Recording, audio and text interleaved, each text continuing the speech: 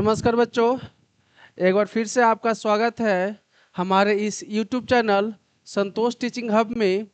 और हम लोग जो है क्लास 9th का चैप्टर नंबर 2 ज्योग्राफी का हम लोग कर रहे थे, जिसका हेडिंग था फिजिकल फीचर्स ऑफ इंडिया, है ना। 2 पार्ट हम लोगों ने किया था और चलिए आज का सेशन स्टार्ट करते हैं। और आज जो है हम लोग पेनिनसुलर प्लेटू के बारे में जो है चर्चा करेंगे और इस चैप्टर को कोशिश करेंगे कि आज इसी सेशन में, इसी वीडियो में जो है ना आपका ये चैप्टर क्या हो जाए, खत्म हो जाए, एंड हो जाए, है ना। तो चलिए आज का सेशन स्टार्ट करते हैं। टॉपिक है द पेनिनसुलर प्लेटू, है ना। पेनिनसुलर प्लेटू के बारे में पढ़ना है। The peninsular प्लेटू is a table land. इस वर्ड को मार्क कीजिएगा, टेबल लैंड, है ना। The peninsular प्लेटू is a table land composed of the old crystalline igneous and metamorphic rocks. तो पहली बात यह बोला जा रहा है आपको कि ये जो आपका पेनिनसुलर प्लेटू है उसका शेप कैसा है। पेनिनसुलर प्लेटू का शेप कैसा है, तो वो बोल रहा है कि वो टेबल की तरह है ना। टेबल ऐसे होता है ना, टेबल ऐसे होता है, तो वो टेबल की तरह है ना। कैसे है, तो टेबल की तरह है। अब एग्जैक्टली इसी शेप में नहीं है, हो सकता है कि उसका शेप ऐसे हो, है ना। टेबल लैंड मतलब पेनिनसुलर प्लेटू का शेप कैसा है, टेबल लैंड जैसा है ना। उसके बाद बोला जा रहा है कि ये किससे बना है, कंपोस्ट किससे है। इसे आपका पेनिनसुलर प्लेटू जो है वो किससे बना हुआ है, तो बोला जा रहा है कि crystalline igneous and metamorphic rocks. Rocks के बारे में आप लोग पिछले क्लास में पढ़े होंगे, 7 में 6 में पढ़े होंगे, है ना। तो बोला जाए कि अगर आपसे पूछा जाए कि पेनिनसुलर प्लेटू जो है किस चीज से बना है, तो किस रॉक से बना है, तो वो आप जवाब यहाँ से दे सकते हो कि पेनिनसुलर प्लेटू जो है आपका क्रिस्टलाइन इग्नियस और मेटामॉर्फिक रॉक से बना है ना। It was form due to the breaking and drifting of the Gondwana land and thus making it a part of the oldest land mass. देखिए बोला जा रहा है क्या कि ये जो आपका पेनिनसुलर प्लेटू है, ये पेनिनसुलर प्लेटू जो है इसका फॉर्मेशन कैसे हुआ है, पेनिनसुलर प्लेटू का जो है फॉर्मेशन कैसे हुआ है, कैसे फॉर्म्ड हुआ है, कैसे बना है। तो बोला जाए कि ये जो है इसका फॉर्मेशन जो है ब्रेकडाउन होने से हुआ है। कैसे हुआ है, ब्रेकडाउन हुआ है, मतलब ब्रेकअप हुआ है, मतलब टूटा है। वो किससे ड्रिफ्ट हुआ है, अलग किससे हुआ है, गोंडवाना लैंड से। आप मैप में पिछले सेशन में, पिछले वीडियो में आप देखे होंगे कि गोंडवाना लैंड क्या था, है ना। चलिए इससे समझते हैं।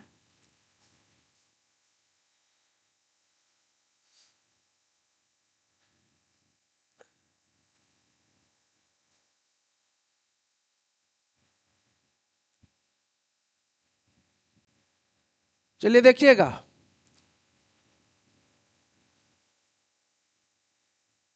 गोंडवाना लैंड, ये देखिए पहले जो है क्या था कि पूरा जो है आपका वो एक साथ कंबाइंड था, जुटा हुआ था, जिसे क्या बोलते थे, ये जो लैंड मास दिख रहा है ना, ये जो जमीन था आज जिस रूप में देख रहे हो पहले नहीं था। ये पहले वीडियो में भी बताया गया है आपको। सब एकजुट, एक जैसा था, एक से सटा था सब, है ना।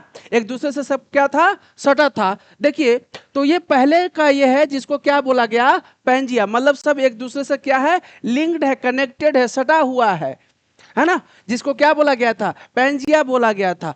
अब देखिए उसके बाद जो है प्लेट्स का मूवमेंट हुआ था, और प्लेट्स का मूवमेंट होने के कारण जो है वो पैंजिया जो है 2 भागों में बट गया था। एक था लॉरेशिया और दूसरा था क्या, दूसरा था आपका गोंडवाना। पहला क्या था, लॉरेशिया, और दूसरा है गोंडवाना। लॉरेशिया जो है ये ऊपर वाला पार्ट, ये देखिएगा, ये जो पार्ट है ये सब, ये लॉरेशिया कहलाया, और नीचे वाला पार्ट क्या कहलाया, गोंडवाना कहलाया, है ना। यही बोला जा रहा है कि पेनिनसुलर प्लेटू जो है किसका भाग है, वो गोंडवाना लैंड का भाग है। मतलब ये जो पेंजिया था, सारे पेंजिया में कहने का मतलब ये हुआ कि ये जितने लैंड मासेस हैं वो सब एक साथ था, लिंक्ड था, कनेक्टेड था, लेकिन प्लेट के मूवमेंट के कारण ये दो भागों में क्या हो गया, टूट गया, बट गया। और ऊपर वाले भागों को हम लोगों ने क्या बोला, लॉरेशिया बोला। नीचे वाले भाग को क्या बोला गया, नीचे वाले भाग को गोंडवाना बोला गया। अब इसी का भाग कौन है, इसी का भाग है आपका peninsular plateau.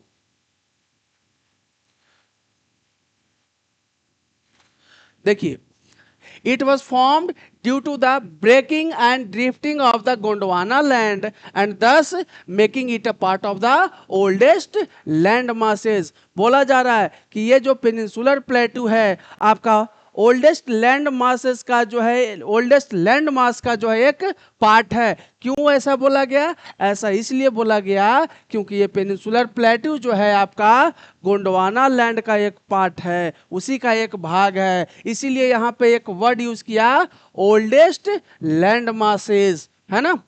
The plateau has broad and shallow valleys, rounded hills। This plateau consists of two broad divisions, namely the Central Highland and the Deccan Plateau। अब देखिए क्या बोला जा रहा है, आपको बोला जा रहा है कि the plateau has broad and shallow valley and rounded hills. अब देखिए ये पहले ही बोल दिया कि ये one of the oldest land masses है, पुराना जो है लैंड मास है, उसी का एक अंश है। अब समझिएगा कि पुराना होगा, कोई भी चीज पुरानी होती है तो वो कमजोर होता है, वीक्ड होता है ना, वो उसके बाद क्या होता है, वो टूटते जाता है। इसीलिए उसका हिल्स जो बोला जा रहा है वो क्या है, जैसे हिमालय वाला में आप लोग को बताया गया था, हिमालयन माउंटेन्स में, कि उसका जो हिल्स होता है, उसका पीक जो होता है वो ऐसे होता है, पॉइंटेड होता है ना। लेकिन ये पेनिनसुलर प्लेटू का जो हिल्स है वो पॉइंटेड नहीं है, बल्कि क्या है, राउंड हो चुका है, राउंड हो चुका है। क्यों, क्योंकि वो कमजोर हो चुका है, वो टूट चुका है, और ब्रेकडाउन होने के कारण उसका जो पीक होना चाहिए था, उसका जो हिल्स होना चाहिए था, वो कैसा हो गया है, वो हो गया आपका राउंडेड, ऐसे हो गया है। मतलब ये पॉइंटेड नहीं है, ये क्या हो गया, ऐसे गया है, ऐसे आ गया है ना, ये राउंडेड हो गया। क्यों भाई, तो वो ब्रेकडाउन हुआ है ना। अब इसके बाद बोला जा रहा है कि this plateau consist of two broad division. अब पेनिनसुलर प्लेटू को जो है बोला जाए कि दो भागों में बांटा जा रहा है। पेनिनसुलर प्लेटू को कितने भागों में कितना डिवीजन किया जा रहा है, तो दो डिवीजन किया जा रहा है। अब वो कौन कौन सा है वो देखते हैं हम लोग, देखिएगा। The plateau consist of two broad divisions, namely the central highland and the Deccan plateau. बोला जाए कि दो डिवीजन किया गया है ना, पेनिनसुलर प्लेटू का दो डिवीजन किया गया। एक है आपका क्या, the part of the peninsular, हाँ, एक है आपका सेंट्रल हाईलैंड और दूसरा है डेक्कन प्लेटू। तो चलिए हम लोग को मैप से समझते हैं, है ना। इस बुक में जो मैप दिया हुआ होगा उसी से समझेंगे हम लोग। पेज नंबर 9 में होगा शायद, 11।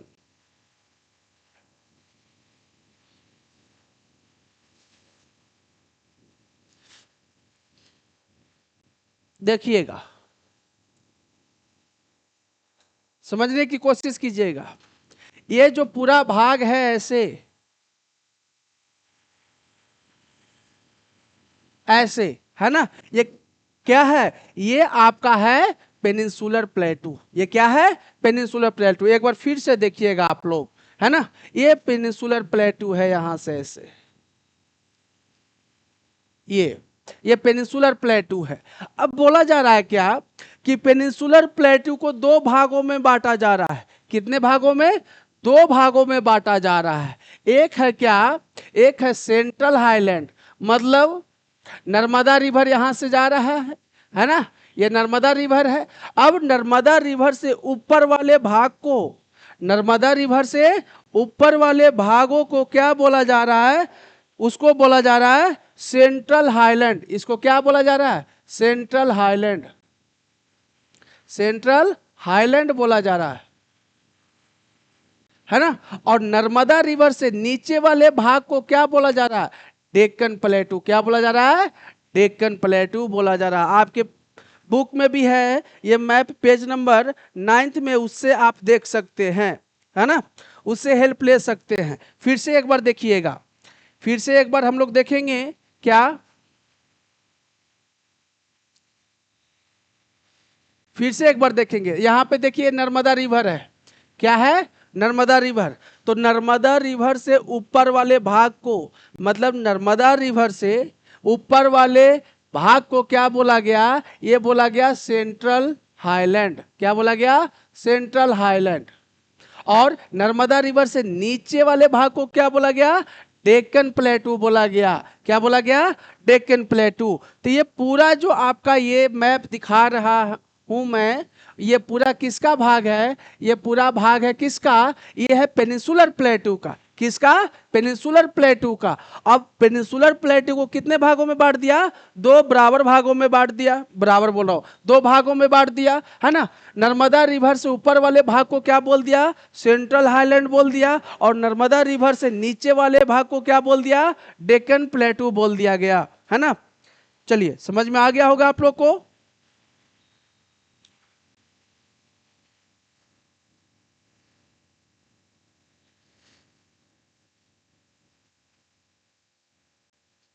देखिएगा, this plateau consist of two broad divisions, namely the central highland and the Deccan plateau. दो भागों में बांटा, है ना। नर्मदा रिवर से ऊपर वाले भाग को क्या बोला गया? Central highland. और नर्मदा रिवर से नीचे वाले भाग को, पोर्शन को क्या बोला गया? आपका Deccan प्लेटू। The part of the peninsular plateau lying to the north of the Narmada River, covering a major area of the Malwa Plateau, is known as the Central Highland. अब देखिएगा, यही बात बोला जा रहा है कि नर्मदा रिवर से नॉर्थ वाला जो पार्ट है, नर्मदा रिवर के जो नॉर्थ वाला पार्ट है, उसके ऊपर जो भाग है, जो ज्यादातर एरिया कवर करता है, किसका? मालवा प्लेटू। किसका? मालवा प्लेटू। अब समझिएगा, अगर आपको जो है मैप में यही दे दिया जाए कि लोकेट मालवा प्लेटू, तो नर्मदा रिवर से ऊपर जो है आप क्या लोकेट कर दोगे? आप लोकेट कर दोगे मालवा प्लेटू, है ना। तो जिसको किस नाम से जाना गया? सेंट्रल हाईलैंड के नाम से जाना गया। मतलब पेनिनसुलर प्लेट्यू को जो है दो डिवीजन में बांटने का काम कौन कर रहा है? वो दो भागों में बांटने का काम जो है आपका नर्मदा रिवर कर रहा है ना। कौन सा? नर्मदा रिवर कर रही है। अब सिंपल सी बात है कि नर्मदा रिवर से नॉर्थ, मतलब ऊपर वाला भाग, नर्मदा रिवर के जो ऊपर वाला भाग है, उसको हम लोग क्या बोल रहे हैं? उसको हम लोग बोल रहे हैं सेंट्रल हाईलैंड। और नर्मदा रिवर से नीचे वाले भाग को क्या बोल रहे हैं?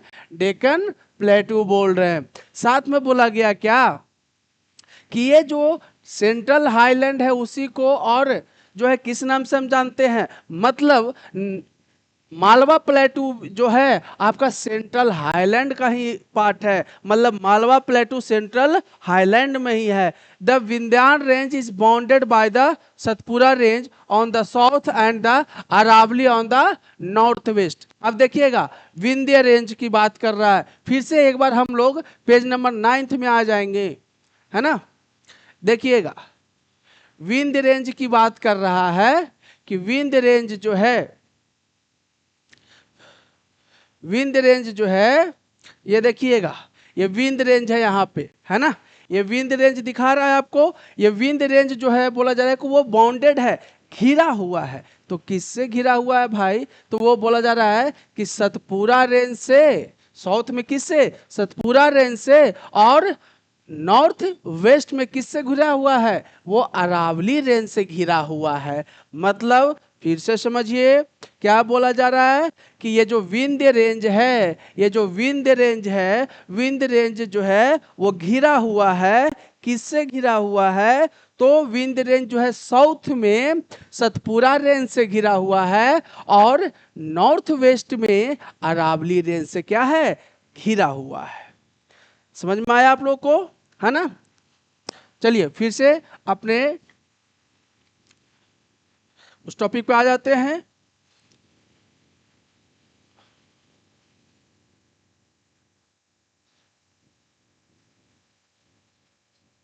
देखिएगा, the further westward extension gradually merges with the sandy and rocky desert of Rajasthan. The flow of the rivers draining this region, namely the Chambal, Sindh, Betwa and Ken, is from southwest to northeast, thus indicating the slope. अब देखिएगा क्या बोलने की कोशिश कर रहा है कि अगर वो रेंज के वेस्ट में जाते हैं, किस रेंज की बात कर रहा है, ये बात कर रहा है अरावली की। ये किसकी बात कर रहा है, अरावली की बात कर रहा है ना, कि अगर अरावली के वेस्ट में हम लोग जाते हैं, अरावली के वेस्ट में हम लोग अगर जाते हैं, अरावली के वेस्ट में हम लोग जाते हैं, तो वो कहां हम लोग पहुंच जाएंगे, डेजर्ट की तरफ, मतलब राजस्थान की तरफ जब जाते हैं तो सैंड पाया जाएगा। और आपको पता है, और इस चैप्टर में भी पढ़ोगे लास्ट पोर्शन में, क्या कि राजस्थान में इंडियन डेजर्ट है, और कौन सा डेजर्ट की बात कर रहा है, ये थार डेजर्ट की बात कर रहा है। कौन सा, थार डेजर्ट की बात कर रहा है। तो बोला जाए कि अरावली रेंज के अगर नॉर्थ वेस्ट में जाते हैं तो वो जो है हम लोग सैंड वहां पे देखेंगे, सैंड पाया जाएगा। साथ में बोला गया क्या, साथ में बोला गया क्या,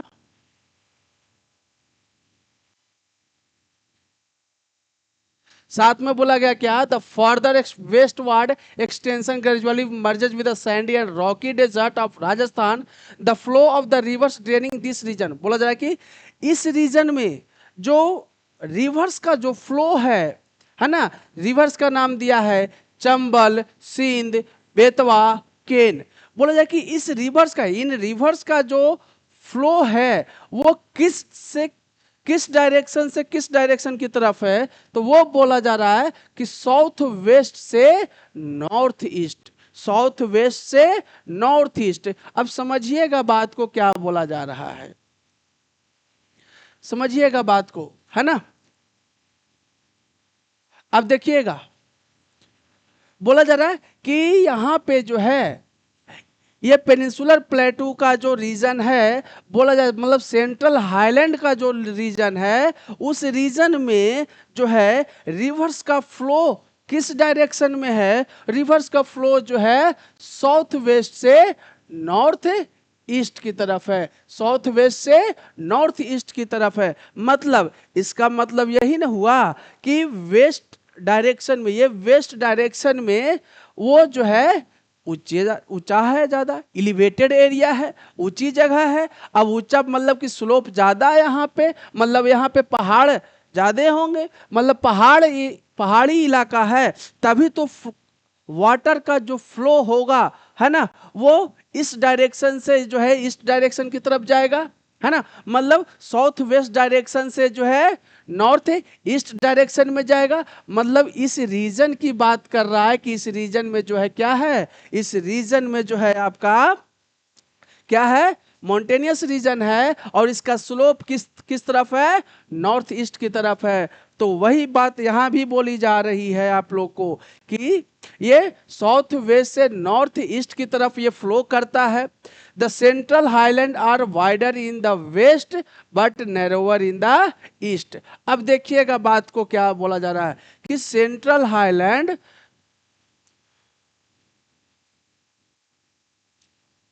नहीं तो मैप में होगा ही, है ना, ये तो मैप में होगा। चलिए हम लोग फिर से मैप में देख लेते हैं।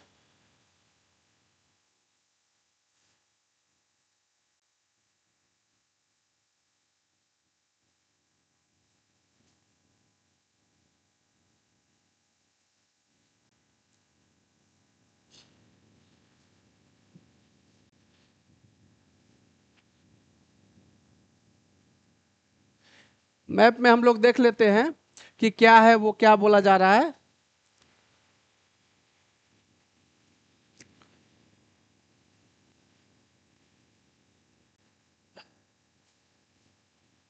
देखिएगा, ये जो मैप दिख रहा है आपको, ये पेनिनसुलर प्लेटू का जो है ये मैप दिखा रहा है आपको, है ना, कि ये पेनिनसुलर प्लेटू यहाँ से यहाँ तक है। अब देखिएगा, ये पेनिनसुलर प्लेटू यहाँ से यहाँ तक है पूरा, है ना। अब देखिए यहाँ पे नर्मदा रिवर थी, अब नर्मदा रिवर जो है वो क्या कर रहा है, उसको दो भागों में बांट रहा था। तो ये जो पार्ट हो गया, ये जो पोर्शन हो गया, अब देखिए ये वेस्ट की तरफ इसका जो है क्या है, चौड़ाई क्या है, ज्यादा है, लेकिन ईस्ट की तरफ जब जाते हैं तो ईस्ट की तरफ चौड़ाई क्या हो गया, ईस्ट की तरफ चौड़ाई कम हो गया। वही बात बोली जा रही है आप लोगों को, है ना, कि वो वेस्ट डायरेक्शन में क्या है आपका, वेस्ट डायरेक्शन में आपका वो ज्यादा चौड़ा है और ईस्ट डायरेक्शन में क्या है, वो कम चौड़ा है। समझिएगा।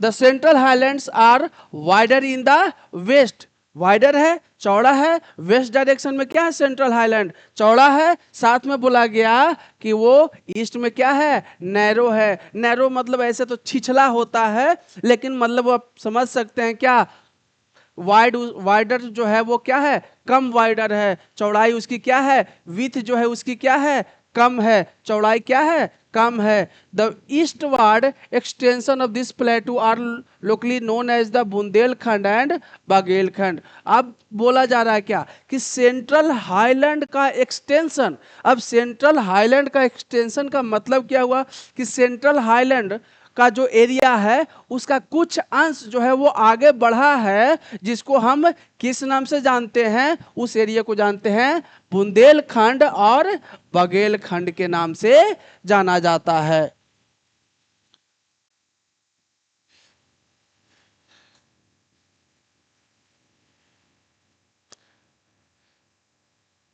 द छोटा Nagpur plateau marks the further eastward extension drained by the Damodar river.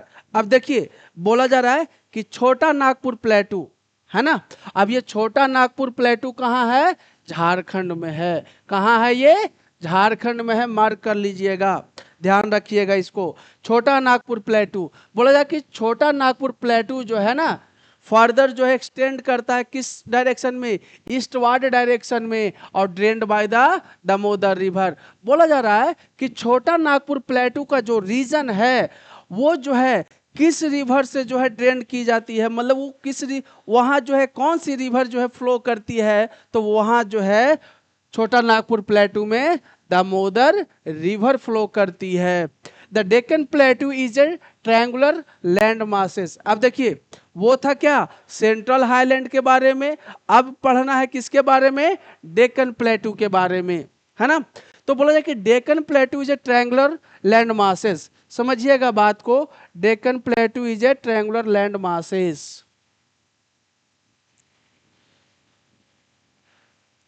देखिएगा, है ना। अब ये जो यहां से ये एरिया जो था, है ना, वो क्या था, वो सेंट्रल हाईलैंड है ना, क्या है, सेंट्रल हाईलैंड। लेकिन ये जो बाकी नर्मदा रिवर के नीचे वाला जो पोर्शन हो गया, उसका शेप कैसा है, ट्रायंगुलर है। कैसा है, ट्रायंगुलर है। कैसा है, ट्रायंगुलर है, ऐसा, है ना, ये ट्रायंगुलर शेप है ऐसा। ये क्या है, ये डेक्कन प्लेटू है। तो बोला जा रहा है कि डेक्कन प्लेटू का शेप कैसा है, तो डेक्कन प्लेटू का शेप जो है आपका ट्रायंगुलर है। और याद रखिएगा कि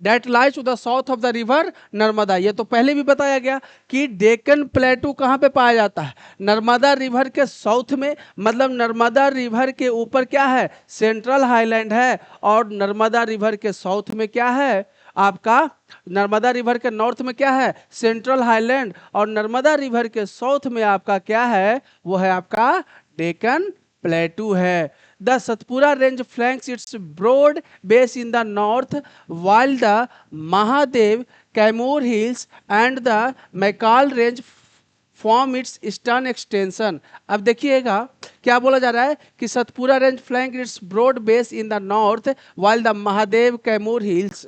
अब इसको फिर से आइए एक बार पेज नंबर 9 में आइए।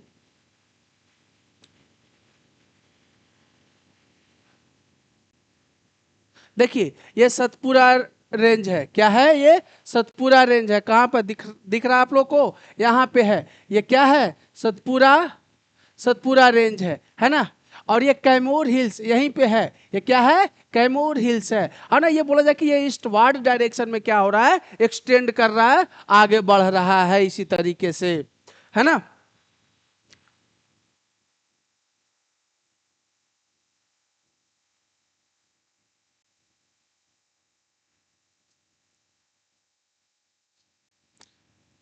Camood Hills and Macal Range form its eastern extension. Locate these hills ranges in the physical map of India. इसको लोकेट करने की बात कर रहा है ना, तो इसको लोकेट कर लीजिएगा। और the Deccan plateau is higher in the west and slopes gently eastward. देखिए डेक्कन प्लेटू की भी बात कर रहा है क्या? ये डेक्कन प्लेटू की भी बात कर रहा है कि अगर ये डेक्कन प्लेटू है तो डेक्कन प्लेटू के बारे में भी क्या बोला जा रहा है कि Deccan plateau is higher in the west. मतलब ये वेस्ट डायरेक्शन में भी डेक्कन प्लेटू क्या है? ये वेस्ट डायरेक्शन में भी आपका डेक्कन प्लेटू क्या है? हाई है, मतलब एलिवेटेड है, मतलब ऊंची जगह है। अब इसलिए बोला जा रहा है अब ये ऊंची जगह है तो यहाँ पे क्या होगा? ये स्लोप बनेगा, ऐसे ढलान बनेगा, है ना। अगर ये ऊंचा है तो ये आगे जाकर क्या होगा? नीचा होगा, मतलब स्लोप होगा, ढलान बनेगा। तो उसी तरीके से यहाँ बोला जा रहा है कि डेक्कन प्लेटू जो है वेस्ट में क्या कैसा है? हाई है और स्लोप्स बनाता है किस तरफ? ईस्टवार्ड डायरेक्शन की तरफ क्या बनाता है? स्लोप बनाता है। An extension of the plateau is also visible in the northeast, locally known as Meghalaya, Karbi Anglong Plateau and North Chachar Hills। अब देखिए बोला जा रहा है कि डेक्कन प्लेटू का जो है एक्सटेंशन कहाँ दिखता है? मेघालय वगैरह में दिखता है। अब समझिएगा एक बार फिर से आप समझिएगा कि डेक्कन प्लेटू का एक्सटेंशन जो है कहाँ दिख रहा है आपका? मेघालय में दिख रहा है। समझिएगा ये जो है ये तो आपका डेक्कन प्लेटू है ना। ये आपका डेक्कन प्लेटू है, ये आपका डेक्कन प्लेटू है। अब बोला जा रहा है कि ये डेक्कन प्लेटू का एक्सटेंशन मतलब कहाँ है? मेघालय की तरफ, नॉर्थ ईस्ट में भी दिख रहा है। मतलब वो डेक्कन प्लेटू का ही अंश है। मतलब होता है ना क्या कि ये पहाड़ है भाई, या पहाड़ है और बीच में क्या हो गया? गायब हो गया और फिर से आगे जाकर क्या हो गया? निकल गया पहाड़। मतलब ये डेक्कन प्लेटू का ही एक अंश दिखता है, हिल्स है। कहाँ दिखता है? मेघालय वगैरह में वो दिखता है। वो इसी का एक्सटेंशन है। किसका? डेक्कन प्लेटू का ही क्या है? वो एक्सटेंशन है। मतलब डेक्कन प्लेटू का ही वो अंश है जो कहाँ दिखाई पड़ता है? आपका मेघालय में दिखाई पड़ता है। मैप से आपको क्लियर होते जाएगा, है ना।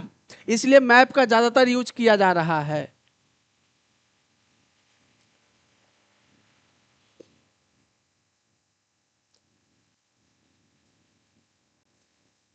ये दूसरा पेज है।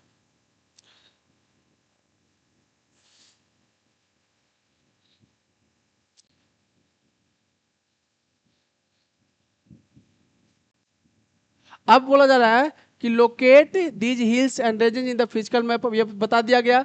The extension of the plateau is also visible in the north east, locally known as the Meghalaya, Karbi Anglong plateau and north Cachar hills, है ना। ये तो बता दिया गया आपको।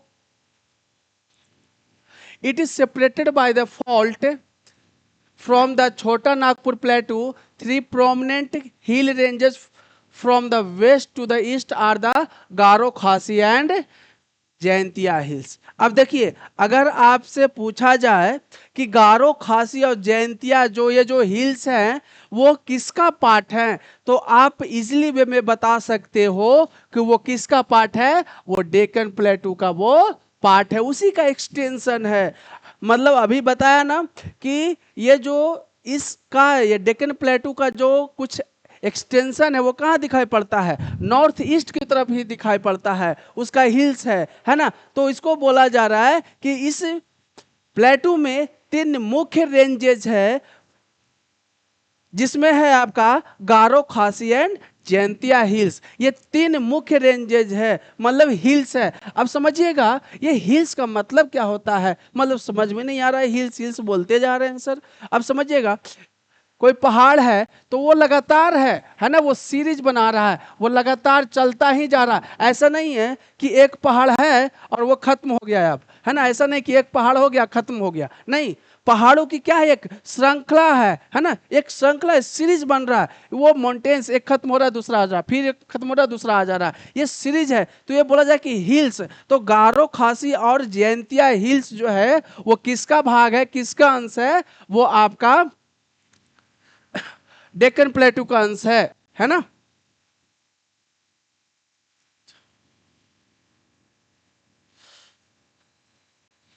अब देखिएगा, द वेस्टर्न घाट और ईस्टर्न घाट की बात करेगा। आप पहले भी नाम सुने होंगे वेस्टर्न घाट और ईस्टर्न घाट का, है ना। The western Ghats and eastern Ghats mark the western and eastern edges of the Deccan plateau respectively. अब देखिए, बोला जा रहा है कि वेस्टर्न घाट और ईस्टर्न घाट क्या है, तो एजेस है। क्या है वो, एजेस है, किनारा है, किसका, डेक्कन प्लेटू का क्या है वो, किनारा है। The western Ghat lie parallel to the western coast. अब देखिए वेस्टर्न घाट, अब देखिएगा ये जो पार्ट है, ये जो पार्ट है इंडिया का जो बॉर्डर है, वेस्टर्न जो बॉर्डर है, ये जो है यहीं पे क्या होगा, वेस्टर्न घाट होगा। क्या होगा, यही वेस्टर्न घाट होगा, और ये क्या होगा, ईस्टर्न घाट होगा। आपका पेज नंबर 9 में फिर से एक बार आइए, है ना। आप लोग पेज नंबर 9 में फिर से एक बार आइए, उसको देखते हैं।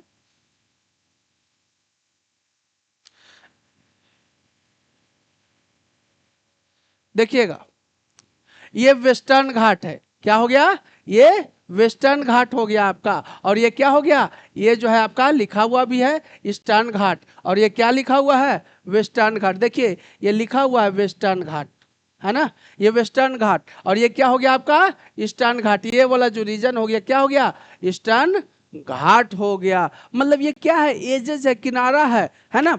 और वो पैरेलल है किसका, ईस्टर्न घाट जो होगा, ईस्टर्न घाट जो होगा आपका किसका पैरेलल होगा, ईस्टर्न घाट का, ईस्टर्न घाट का पैरेलल होगा, ईस्टर्न का, ईस्टर्न जो है घाट का पैरेलल होगा, और वेस्टर्न घाट जो है वेस्टर्न एजेस का जो है पैरेलल होगा, है ना। तो अब देखिएगा इसके बाद क्या बोला जा रहा है आपको,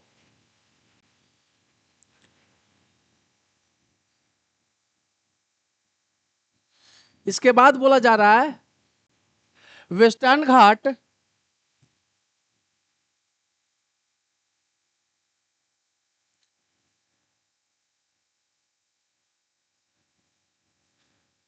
western Ghats lie parallel to the western coast.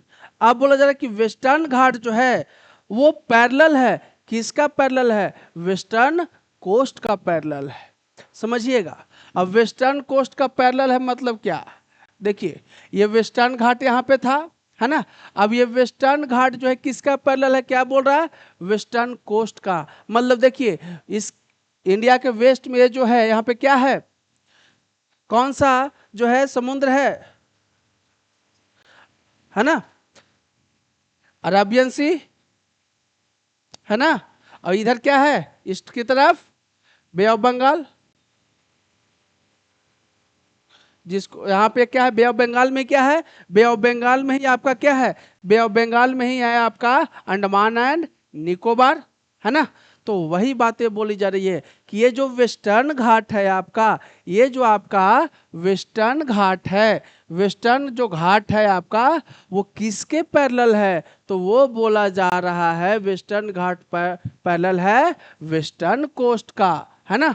Western घाट किसका पैरेलल है, वेस्टर्न कोस्ट का। इधर समुद्र है, इसी यही कोस्ट है, वेस्टर्न कोस्ट हो गया, तो ये वेस्टर्न कोस्ट का पैरेलल है। साथ में they are continuous and can be cross through passes only. देखिए अब बोला जा रहा है क्या कि वेस्टर्न घाट जो है वो क्या है, कंटिन्यू करता है, है ना, वेस्टर्न घाट क्या करता है, कंटिन्यू करता है, और जो है कैसे पास हो सकते हैं, क्रॉस कैसे कर सकते हैं, तो वो क्रॉस किया जा सकता है पासेस के थ्रू ओनली, पासेस के जो है, पासेस के थ्रू जो है हम लोग क्रॉस कर सकते हैं। अब समझिएगा ये पासेस कहने का मतलब क्या हुआ। पासेस कहने का मतलब ये है कि देखिए ये एक क्या है, माउंटेन है, और फिर जो है दूसरा एक माउंटेन है, तो दो माउंटेन्स के बीच में जो है ना जाने का जो रास्ता होता है उसको क्या बोलते हैं, पासेज बोलते हैं। क्या बोलते हैं, पासेज बोलते हैं। तो वही बात यहाँ पे बोली जा रही है कि ये लगातार है, ये क्या है, ये वेस्टर्न कोस्ट, ये वेस्टर्न जो घाट है वो क्या है, लगातार है। आपको आगे मैप में दिखाया जाएगा, लगातार है। और इसको कैसे हम लोग क्रॉस कर सकते हैं, तो पासेस के थ्रू जो है हम लोग क्रॉस कर सकते हैं। दो जो है पहाड़ है, और दो पहाड़ों के बीच में जो बीच का गैपिंग होता है उसी को क्या बोला जाता है, पासेस बोला जाता है। चलिए समझिए बात को अब आगे। थाल, भोर, पाल घाट, ये जो है ये आपको जो है ना लोकेट करने के लिए बोला जा रहा है, वो लोकेशन या लोकेट करने के लिए भी आपको बताया जाएगा।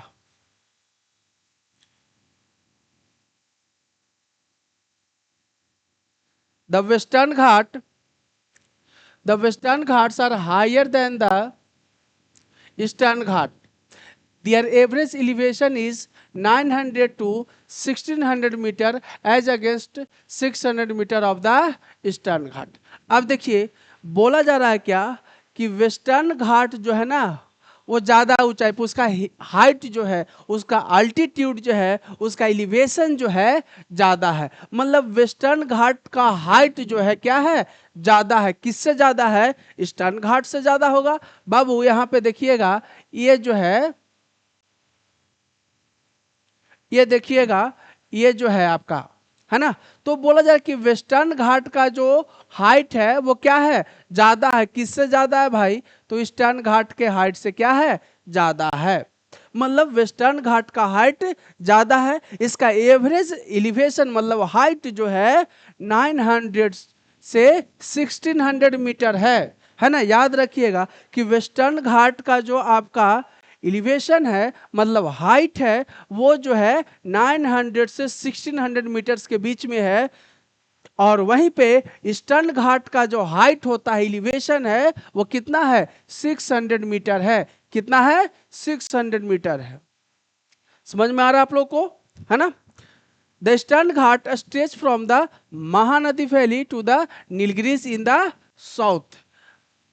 The Eastern Ghat stretches from the Mahanadi Valley to the Nilgiris in the south. अब देखिएगा,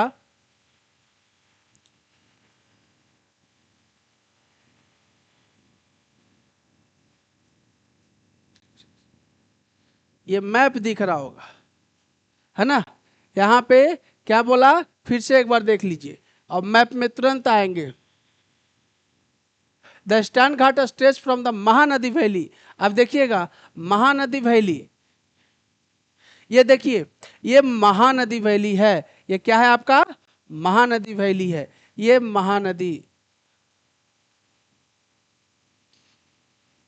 ये महानदी वैली है ना। बोला जाए कि ईस्टर्न घाट जो है ये महानदी से लेकर कहाँ तक है, वो नीलगिरी तक है। ये इस रीजन में ऐसे भी आ रहा नीलगिरी है, यहाँ भी इधर, तो साउथ में कहाँ तक है, नीलगिरी तक है ना। आपको समझ में आ गया होगा शायद, है ना। तो ये महानदी ईस्टर्न घाट जो है आपका, ये ईस्टर्न घाट जो है आपका, ईस्टर्न घाट कहाँ से कहाँ तक, महानदी से नीलगिरी तक है। ये साउथ में जो है नीलगिरी है। ये देखिएगा यहाँ पे नीलगिरी हिल्स लिखा हुआ है, ये क्या है, नीलगिरी हिल्स लिखा हुआ है। ये क्या है, महानदी है। ये क्या है, ये पूरा ऐसे ईस्टर्न घाट है ना, ये ईस्टर्न घाट। तो ईस्टर्न घाट जो है महानदी से लेकर साउथ में कहाँ तक, नीलगिरी तक ये फैला हुआ है।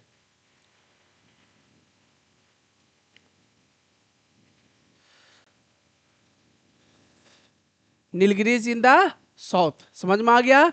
The eastern Ghats are discontinuous and irregular and dissected by rivers draining into the bay of Bengal. अब देखिए बोला गया क्या कि ईस्टर्न घाट जो है डिसकंटिन्यूअस है, आपको बताए थे वेस्टर्न घाट में क्या बोला था, कंटिन्यूअस है ना, लगातार है वो क्या है, वो लगातार है। इस एरिया में जो है ना, इस एरिया में जो है ये रेगुलर है, ये यहाँ पे वैलीज वगैरह हिल्स वगैरह रेगुलर है। लेकिन यहाँ पे ईस्टर्न घाट की बात कर रहा है, ये ईस्टर्न घाट की बात कर रहा है। The eastern Ghats are discontinuous and irregular and dissected by rivers draining into the bay of Bengal. अब देखिए कोई होता है ना, अभी जस्ट बताए थे कि ये हिल से ऐसे गया है ना, और यहाँ से फिर जाकर जो है क्या हो गया, नीचे चला गया, फिर यहाँ से ऐसे आ गया है ना। तो वो इसीलिए बोला जा रहा है कि ये जो ईस्टर्न घाट है वो क्या है, डिसकंटिन्यूअस है। और यहाँ पे जो रिवर्स फ्लो करती है वो रिवर्स जो है किस में जाकर मिलती है, वो मिल जाती है बे ऑफ बंगाल में। किसमें, बे ऑफ बंगाल में। The western Ghat cause orographic rain. अब समझिएगा ओरोग्राफिक रेन का मतलब क्या होता है। अब इसको हम लोग मैप के थ्रू थोड़ा समझेंगे। ओरोग्राफिक रेन,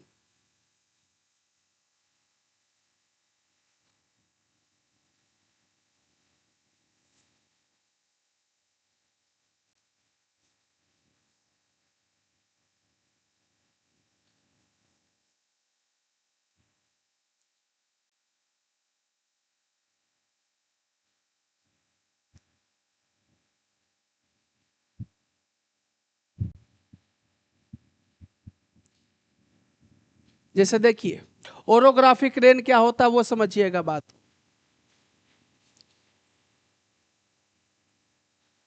वेस्टर्न घाट की बात कर रहा है, ये वेस्टर्न घाट की बात करते हैं हम लोग, ये वेस्टर्न घाट की बात करते हैं हम लोग, वेस्टर्न घाट की बात करते हैं। और ओरोग्राफिक समझने की कोशिश करेंगे। ये क्या है आपका वेस्टर्न घाट, ये क्या है आपका ईस्टर्न घाट, है ना, मतलब ऐसे होता है ना। तो ये क्या हो गया, ये वाला वेस्टर्न और ये वाला क्या हो गया ईस्टर्न, उसी को समझने की कोशिश करेंगे।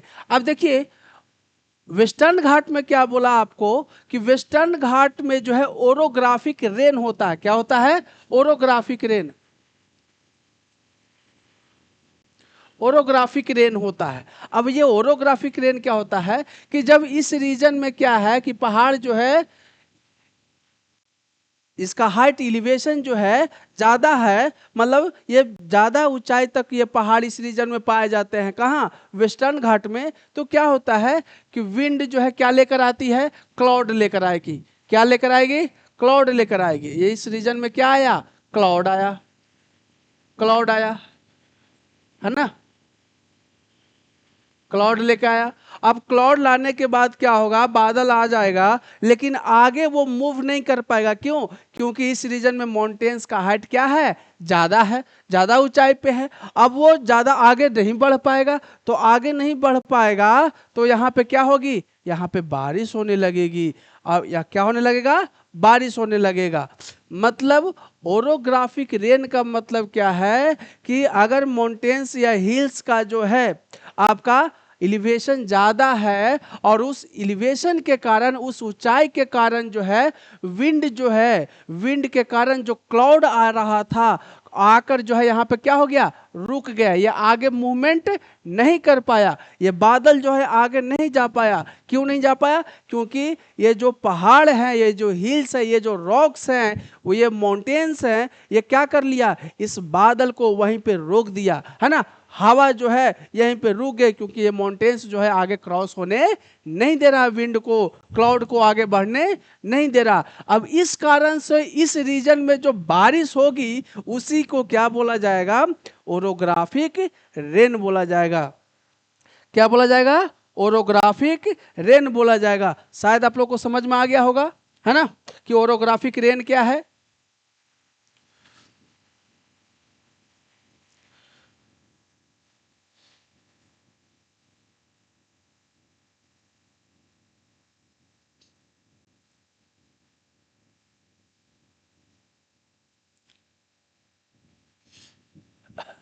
The Western Ghat cause orographic rain by facing the rain bearing moist wind to rise along the western slopes of the Ghat. The Western Ghats are known by different local names. अब बोला जा रहा है कि western घाट को अलग अलग नामों से हम लोग जानते हैं।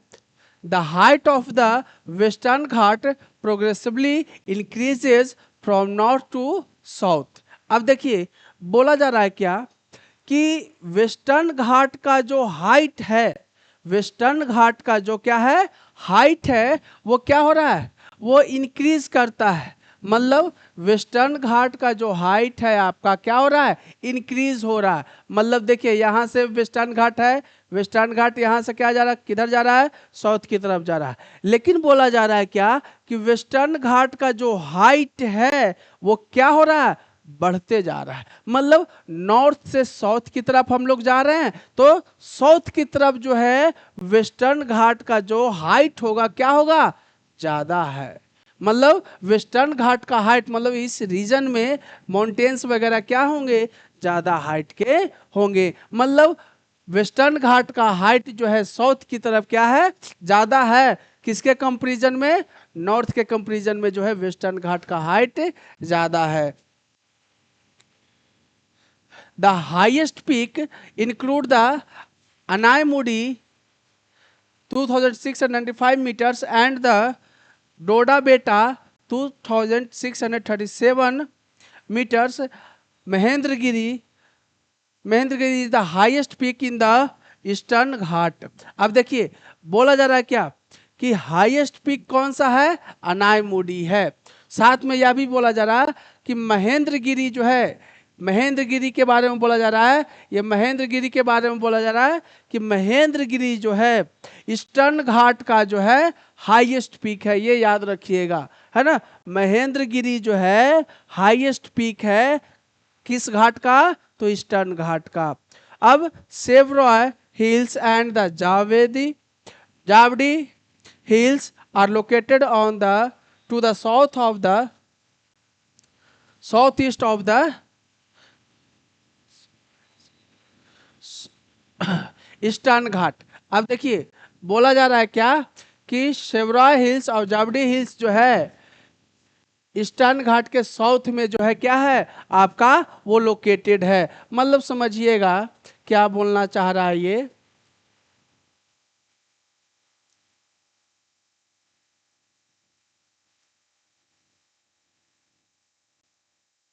देखिएगा बोला जा रहा है कि सेवराय हिल्स, और देखिए ये सेवराय हिल्स है और ये जावड़ी हिल्स है।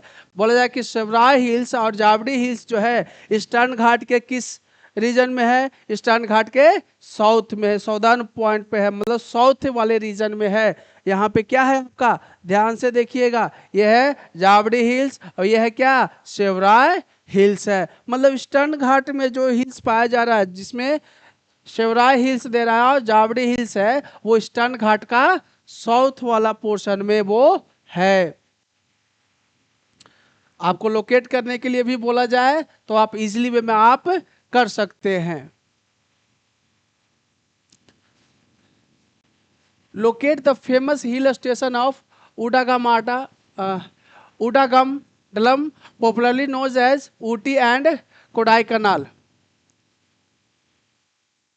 उडागमंडलम popularly known as Ooty and Kodaikanal. अब देखिए ये लोकेट करने के लिए बोला जा रहा है, तो ये लोकेट आप कर सकते हो तमिलनाडु वाले रीजन में ये पाया जाता है ना, तमिलनाडु में।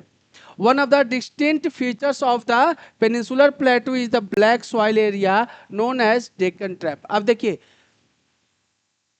पेनिनसुलर प्लेटू के बारे में बोला जा रहा है क्या कि पेनिनसुलर प्लेटू का एक और खासियत क्या है कि वो जो है पेनिनसुलर प्लेटू जो है वहां पे ब्लैक सॉइल पाया जाता है, जिसको किस नाम से जाना जाता है, डेक्कन ट्रैप के नाम से जाना जाता है। मतलब पेनिनसुलर प्लेटू का एक और खासियत बता रहा है, पेनिनसुलर प्लेटू का एक और खासियत क्या है कि वहां पे क्या है, ब्लैक सॉइल पाई जाती है, जिसको किस नाम से जाना जाता है, डेक्कन ट्रैप के नाम से जाना जाता है। This is of the volcanic origin, hence the rocks are igneous।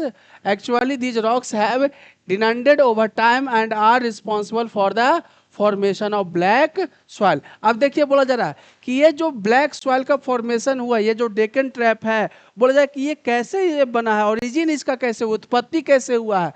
तो बोला जाए कि इसका ओरिजिन जो है किसके कारण हुआ है, तो वोल्केनो के कारण हुआ है। मतलब वोल्केनो आया और वोल्केनो के कारण ही जो है इसका ओरिजिन माना जाता है। और डिनडेशन होने के कारण, है ना, मतलब ब्रेकडाउन समझ लीजिए, या डिनडेशन हो गया, बहुत समय हो गया, क्या हो गया, वो टूट गया, कमजोर हो गया। अब उसी के कारण जो है किसका फॉर्मेशन हुआ, ब्लैक सॉइल का फॉर्मेशन हुआ।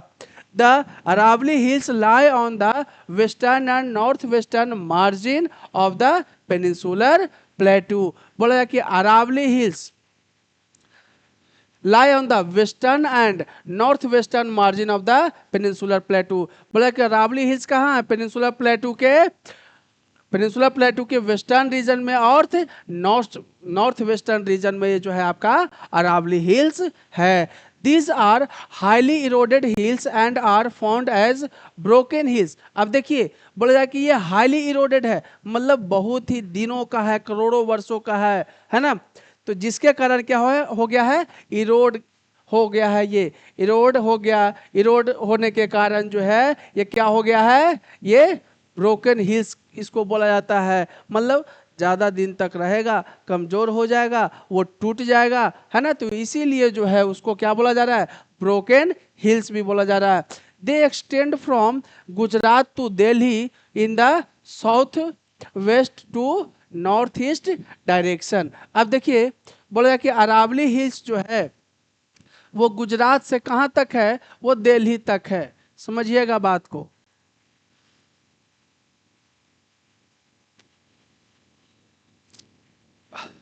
देखिए अरावली हिल्स के बारे में बोला जा रहा है क्या, कि ये अरावली हिल्स जो है गुजरात से लेकर कहां तक है, दिल्ली तक ये फैला हुआ है। यही बात बोल रहा है वो, कि अरावली हिल्स का जो एक्सटेंशन कहां तक है, गुजरात से दिल्ली तक वो फैला हुआ है।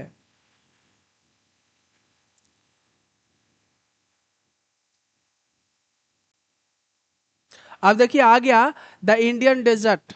क्या है, इंडियन डेजर्ट।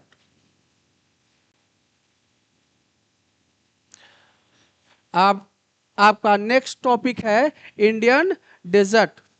तो इंडियन डेजर्ट को देखते हैं।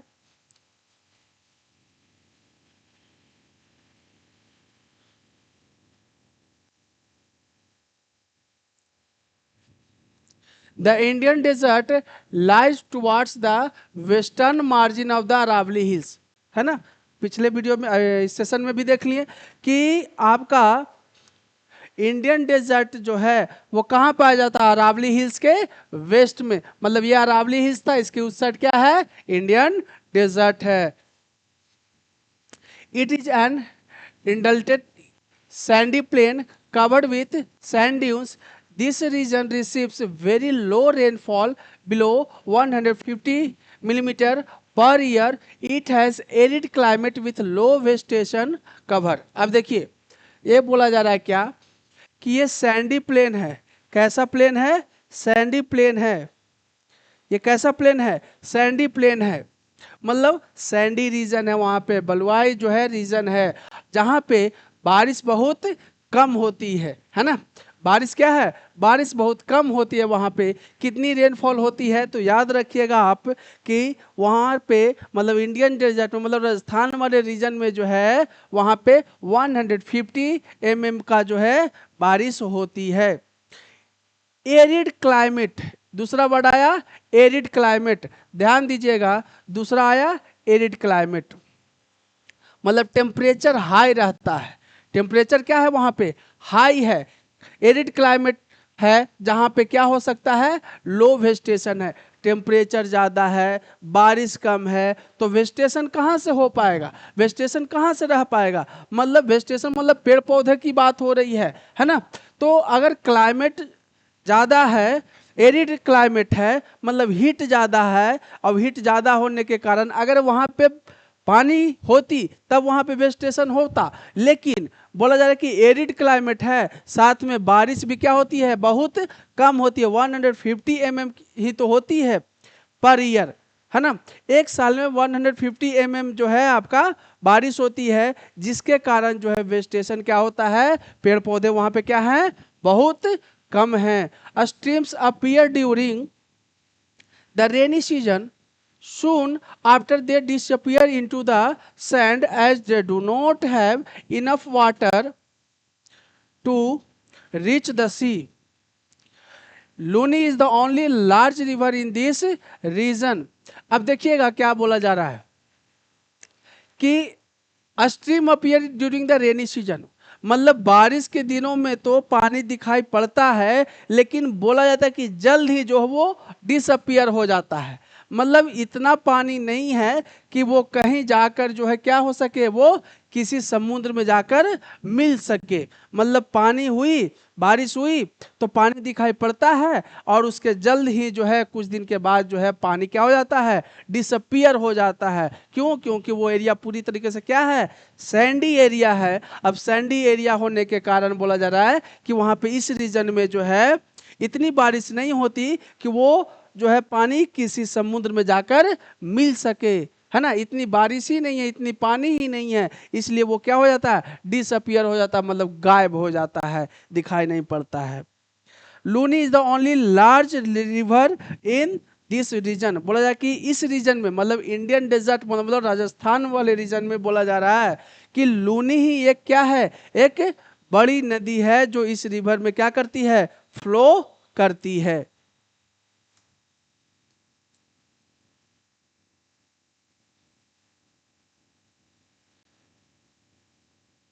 अब देखिएगा यहाँ पे क्या है, barchans cover large area but longitudinal dunes become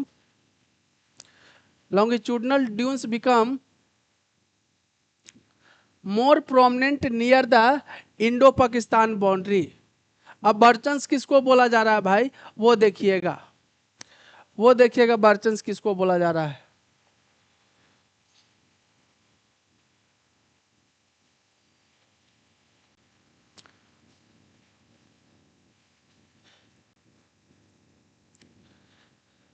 देखिएगा इस तरह का जो शेप बन जाता है डेजर्ट एरिया में, है ना, इस तरह का जो शेप बन जाता है, बालू का ही ये शेप है, सैंड का ही ये शेप बना लेता है, बन जाता है, तो इसी को क्या बोला जा रहा है, बर्चन ड्यून्स बोला जा रहा है. इसको क्या बोला जा रहा है, बर्चन ड्यून्स बोला जा रहा है. देख लीजिए ये क्या लिखा हुआ है, बर्चन ड्यून्स. क्या है ये, बर्चन ड्यून्स. मतलब देखिए ये इधर आधा का पोर्शन क्या है, ये यहाँ पे बालू ज्यादा नहीं है, लेकिन यहाँ से जो है बालू क्या हो रहा है, ऊपर उठते जा रहा है ना. ये ऐसे है, ये ऐसे है ना. यहाँ पे बालू क्या है, ज्यादा ऊपर जो है, ये एक तरह का शेप बना लिया है. इसी को क्या बोला जा रहा है, ये बर्चन्स ड्यून बोला जा रहा है. क्या बोला जा रहा है, बर्चन्स ड्यून बोला जा रहा है यहाँ पे.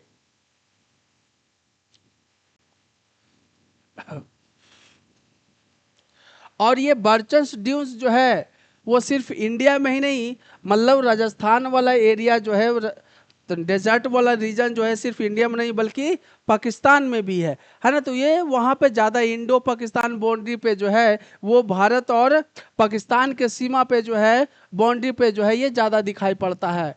If you visit Jaisalmer you may go to see a group of barchans. अगर बोला जा रहा है कि अगर आप जैसलमेर घूमने को जाते हैं तो इस तरह का बर्चन्स आप लोग को आसानी से इजिली वे में आपको दिखाई पड़ जाएगा. अब आपका नेक्स्ट टॉपिक है क्या, द कोस्टल प्लेन्स. आपका नेक्स्ट टॉपिक है coastal planes.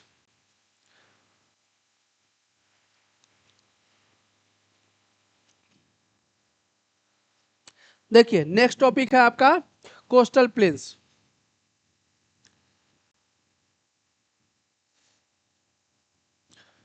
The peninsular plateau is flanked by a stretched narrow coastal strips running along the Arabian Sea on the west and the Bay of Bengal in the east.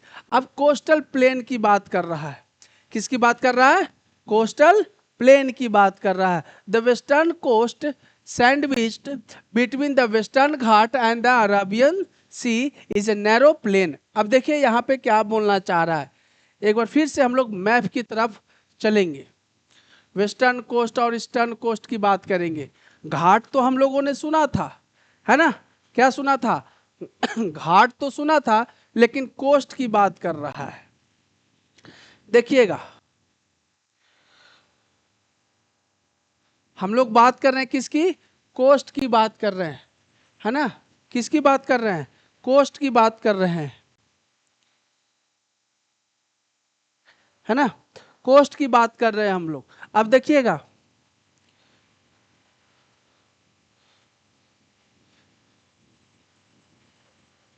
Coast की बात कर रहे हैं। अब देखिए, बोला जा रहा है कि ये वेस्टर्न घाट है ना? ये वेस्टर्न घाट, और ये क्या है? ईस्टर्न घाट है ना? मतलब वेस्टर्न घाट और समुद्र के बीच में, मतलब ये पानी यहाँ पे क्या है? आपका अरेबियन सी है ना? ये क्या है? ये अरेबियन सी है। तो वही बात बोली जा रही है, क्या? कि वेस्टर्न घाट और अरेबियन सी के बीच में, मतलब ये वाला पोर्शन, फिर से ध्यान से देखिएगा, ये वेस्टर्न घाट और ये अरेबियन सी, ये बाउंड्री है। ये वेस्टर्न घाट और ये अरेबियन सी के बीच में जो है, जो प्लेन्स है, ये क्या है? ये प्लेन है। इसी को क्या बोला जा रहा है? Coastal plain. क्या बोला जा रहा है? Coastal plain. इसी को क्या बोला जा रहा है? कोस्टल प्लेन, मतलब वेस्टर्न कोस्टल प्लेन। उसी तरीके से ये ईस्टर्न घाट है। ये क्या है? ये ईस्टर्न घाट है। और ये क्या है? ये बे ऑफ बंगाल का क्या है? ये बाउंड्री है। अब उसी तरीके से समझिएगा, ईस्टर्न घाट और बे ऑफ बंगाल के बीच में ये जो कोस्ट है, ये जो आपका समुद्र का पानी है, ये समुद्र है, इसके बीच में जो प्लेन पाया जा रहा है, इसी को क्या बोला जा रहा है? इसी को बोला जा रहा है आपको ईस्टर्न कोस्टल प्लेन, है ना? मतलब वेस्टर्न वाला में क्या बताएं? वेस्टर्न वाला में बताएं बाबू कि वेस्टर्न घाट और अरेबियन सी के बीच में, ये वेस्टर्न घाट और ये अरेबियन सी के बीच में जो कुछ जगह है, मतलब समझिएगा, ये वेस्टर्न घाट है ना? ये वेस्टर्न घाट और ये अरेबियन सी, ये यहाँ पे बाउंड्री भारत का जो है बाउंड्री है ऐसे, है ना? अब ये हो गया क्या? ये हो गया वेस्टर्न घाट, और ये भारत का बाउंड्री है जहाँ पे टच करता है क्या? आपका अरेबियन सी। यहाँ पे क्या है? सब पानी है। क्या है? ये पानी है। अब इसके बीच में जो प्लेन्स है, इसके बीच में जो प्लेन्स है, इसी को क्या बोला जा रहा है? कोस्टल प्लेन बोला जा रहा है। अब ये चूंकि ये वेस्ट डायरेक्शन की तरफ है, इसीलिए क्या बोला जाएगा? वेस्टर्न कोस्टल प्लेन बोला जाएगा। उसी तरीके से जब ईस्टर्न ईस्ट की तरफ आएंगे, तो ईस्ट की तरफ भी आएंगे तो उसी तरह का रहेगा कि वेस्टर्न घाट और ये बे ऑफ बंगाल के बीच में जो प्लेन होगा, उसी को क्या बोला जाएगा? इसी को बोला जाएगा आपका ईस्टर्न कोस्टल प्लेन। समझ में आ गया होगा आप लोगों को, है ना?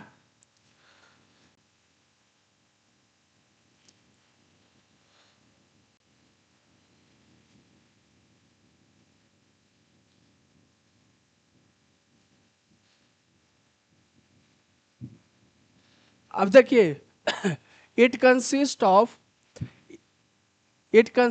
Three sections. The northern part of the coast is called Konkan. कहाँ से? मुंबई से गोवा तक वाले रीजन को क्या बोला जाएगा? Konkan. The central state is called the Kannada plain, while the southern stretch is referred to as the Malabar coast. अब समझिएगा एक बार फिर से, कोंकण, कन्नड़ और आपका है मालाबार। कोंकण, कन्नड़ और मालाबार। समझिएगा, ये जो वेस्टर्न घाट है बाबू, ये जो वेस्टर्न घाट है ना, यहाँ से ये वेस्टर्न घाट है। तो बोला जा रहा है कि आपका मुंबई से कहाँ तक? गोवा तक का जो प्लेन है, वेस्टर्न घाट का जो प्लेन है, वेस्टर्न कोस्टल एरिया है, उसको किस नाम से जानेंगे? कोंकण। मैप से बहुत अच्छी तरीके से समझ में आएगा आप लोगों को। हाँ, देखिए,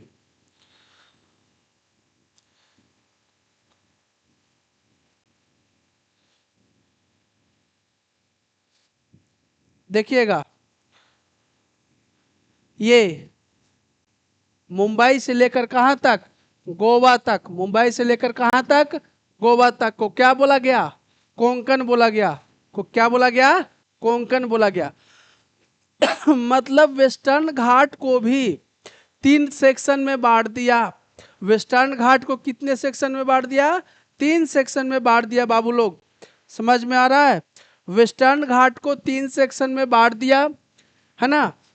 मुंबई से गोवा तक को क्या बोला गया? मुंबई से गोवा तक को बोला गया कोंकण कोस्ट। और उसके जो सेंट्रल पार्ट है इसका, इसको क्या बोला जाएगा? इसको बोला गया आपको कन्नड़ कोस्ट। क्या बोला गया? कन्नड़ कोस्ट।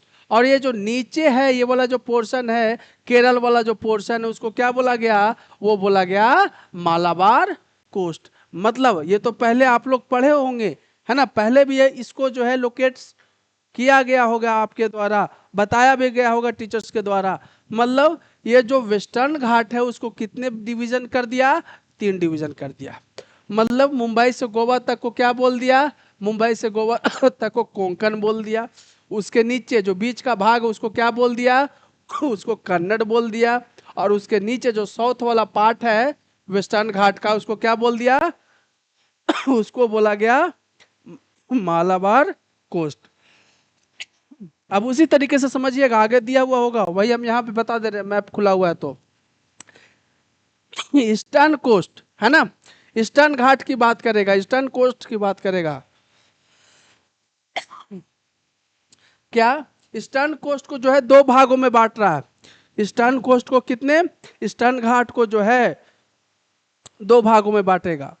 एक है ऊपर का जो पार्ट होगा, ये वाला जो पोर्शन पूरा है ऐसे ऐसे, यहां से ये वाला जो पार्ट है उसको नौदन सरकार, और उसके नीचे वाले पार्ट को कोरोमंडल कोस्ट के नाम से जाना जाएगा। समझिएगा, ये जो ऊपर वाला पार्ट है उसको क्या? नौदन सरकार। और साउथ में, उसके साउथ में जो है उसको किस नाम से जाना जाएगा? कोरोमंडल कोस्ट के नाम से जाना जाएगा, है ना। यही वहां पे बातें आगे लिखी होगी, तो यहाँ पे समझ में आ गया मैप के थ्रू। मतलब वेस्टर्न घाट को 3 भागों में बांट दिया, कोंकण, कन्नड़ और मालाबार। आपका ईस्टर्न घाट को 2 भागों में बांटा गया, एक है नौदन सरकार और दूसरा है कोरोमंडल कोस्ट।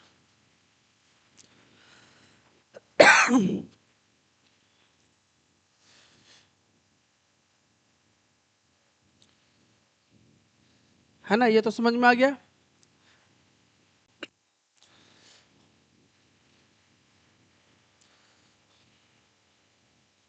देखिएगा, the plain along the bay of Bengal, मतलब बंगाल मतलब ईस्टर्न घाट की बात कर रहा है, ईस्टर्न कोस्ट की बात कर रहा है।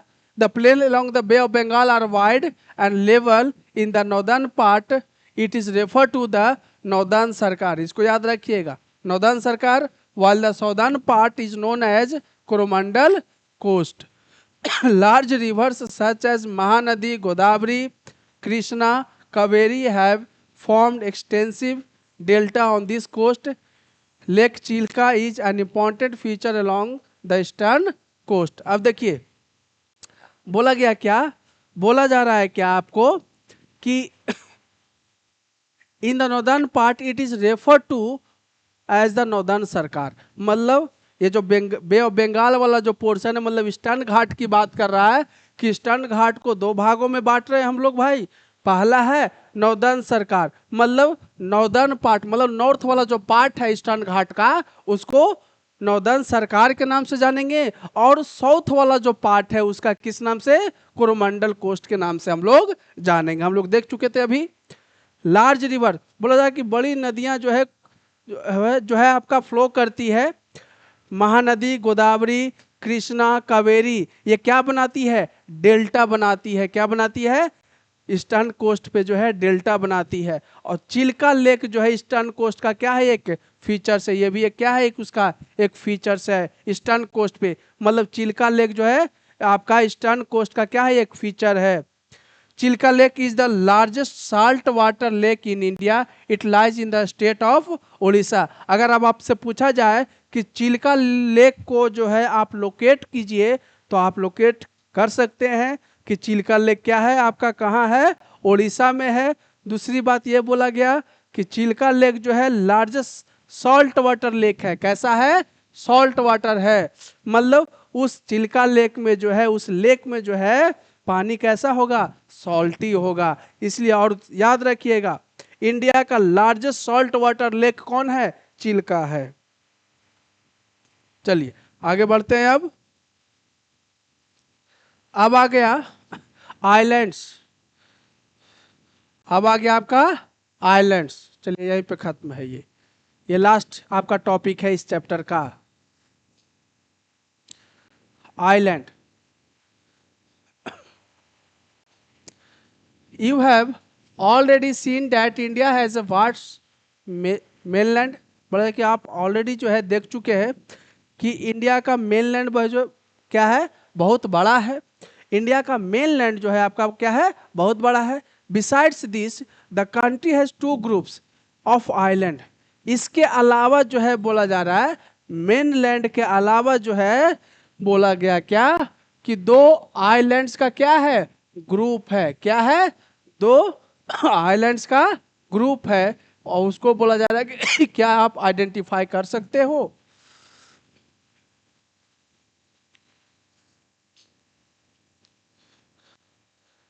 पहला पढ़ना है किसके बारे में, लक्षद्वीप के बारे में, है ना। पहला पढ़ना है लक्षद्वीप के बारे में।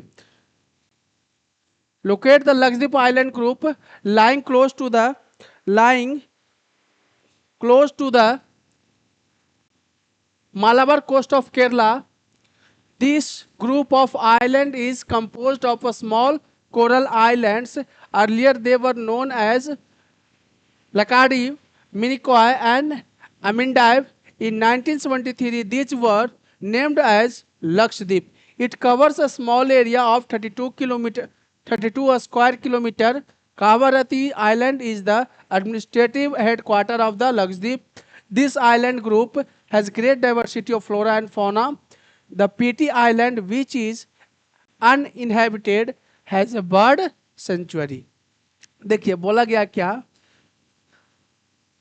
कि ये जो आपका लक्षद्वीप आइलैंड है, ये क्या है आपका, ये जो आपका लक्षद्वीप आइलैंड है वो किससे बना है, तो वो बोला जाए कि कोरल आइलैंड्स से बना है। किससे बना है, कोरल आइलैंड से बना है।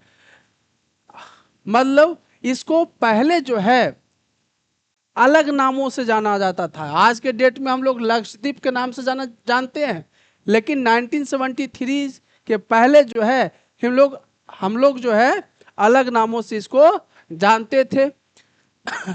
लक्षद्वीप के नाम से, मिनिकॉय के नाम से और अमिनडाइव के नाम से जाना जाता था। लेकिन 1973 में क्या हो गया, इसका नाम जो है क्या कर दिया गया, लक्षद्वीप कर दिया गया।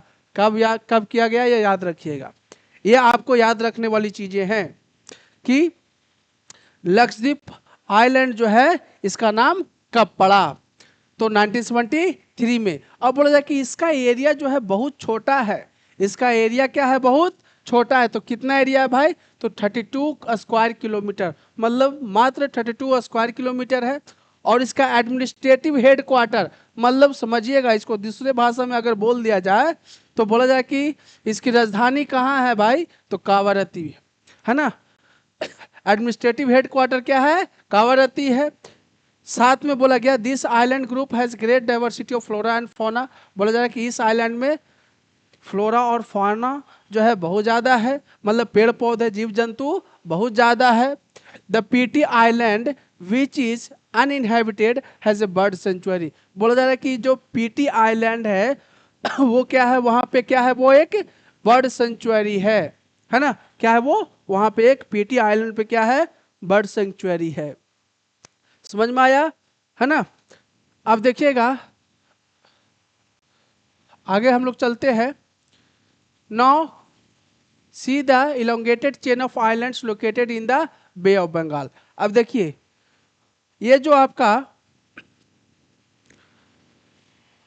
लक्षद्वीप आइलैंड था वो कहाँ है, तो वो याद रखिएगा लक्षद्वीप आइलैंड जो है आपका अरबियन सी में है। कहाँ है, अरबियन सी में।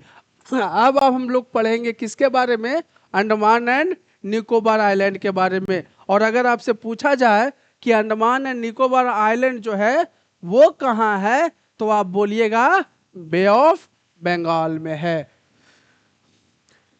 These are Andaman and Nicobar Island. They are bigger in size and are more numerous and scattered. The entire group of island is divided into two broad categories.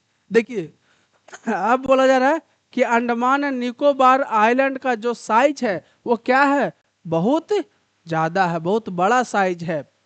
और उसमें बहुत सारे आइलैंड्स है, ऐसा नहीं है कि सिर्फ एक आइलैंड है, नहीं, उसमें से उसका एक क्या है, एक ग्रुप है ना। तो उसका नंबर्स क्या है, वो ज्यादा है। और इस पूरे आइलैंड को दो भागों में बांट दिया है।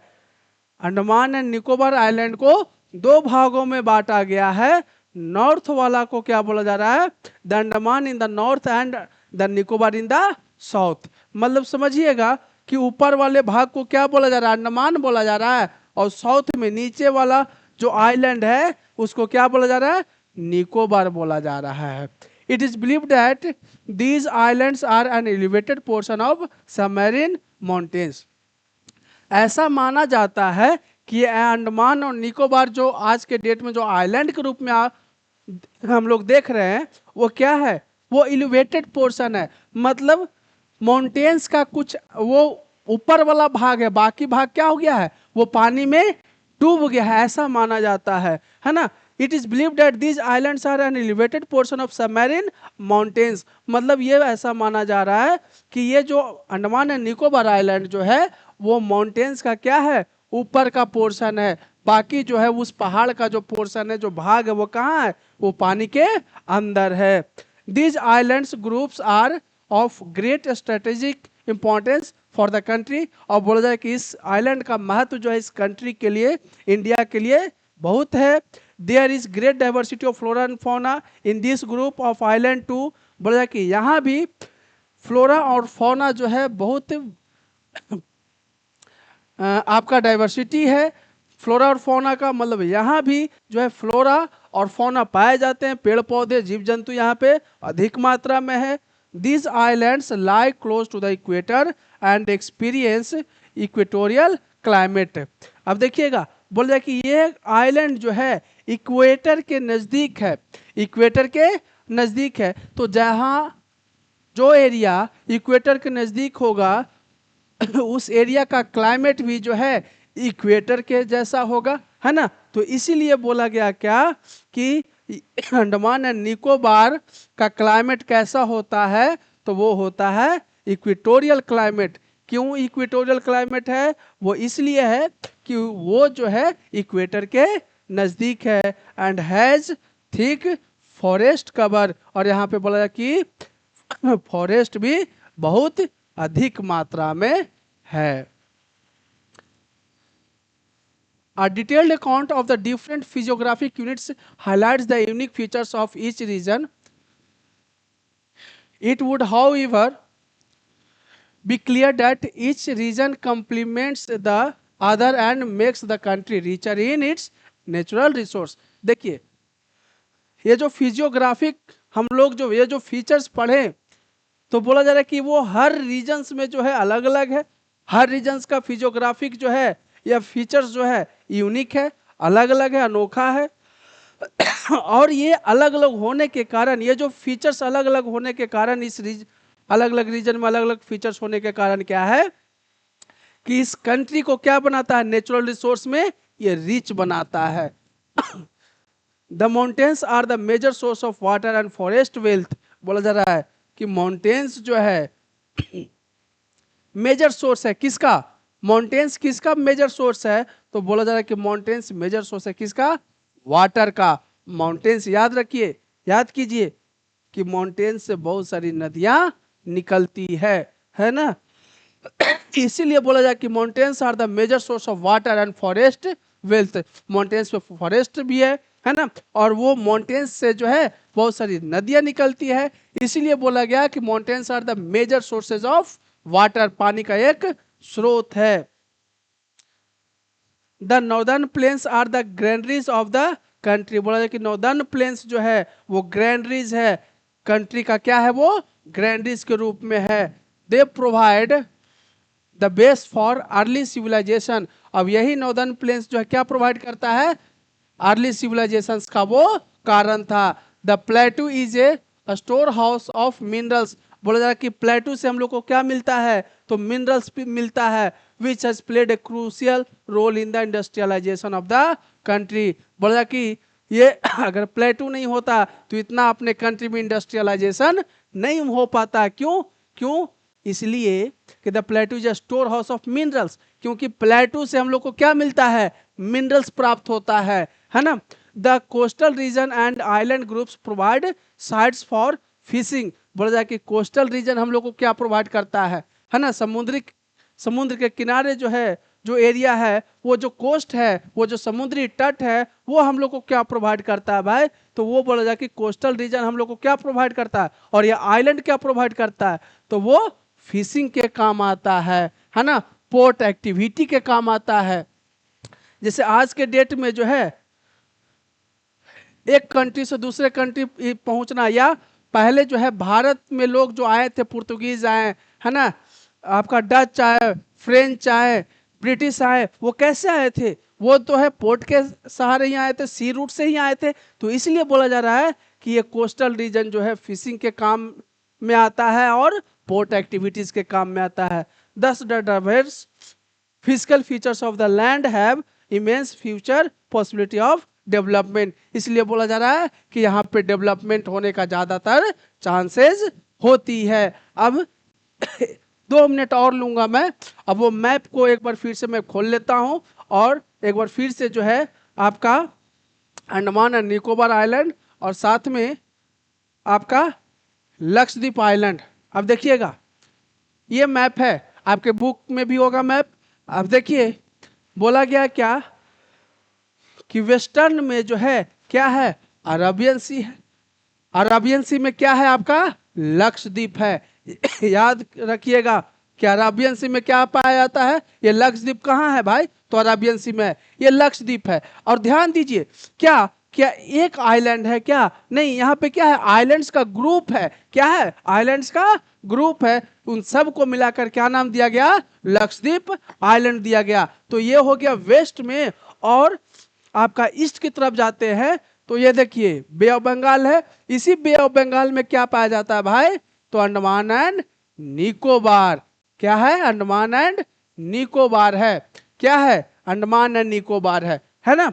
अब देखिए ऊपर वाले भाग को क्या बोला गया, अंडमान, ऊपर वाले भाग को क्या बोला जा रहा है, इससे देखिए ये ऊपर वाले भाग को क्या बोला जा रहा है, अंडमान बोला जा रहा है, नीचे वाले भाग को निकोबार बोला जाएगा, है ना। तो ये चैप्टर हमें लगता है कि आप लोग को बहुत अच्छे तरीके से समझ में आया होगा, और बहुत जल्द ही मैं आपके बीच में चैप्टर नंबर 3 जो है आपका ड्रेनेज, मैं बहुत जल्द ही लेकर आ रहा हूँ, ड्रेनेज चैप्टर नंबर 3, है ना। और अगर आप लोग को कोई दूसरा चैप्टर पढ़नी होगी तो आप लोग जरूर कमेंट में आप लोग रिप्लाई दोगे। उम्मीद करते हैं कि आपको ये वीडियो और ये सेशन अच्छा लगा होगा।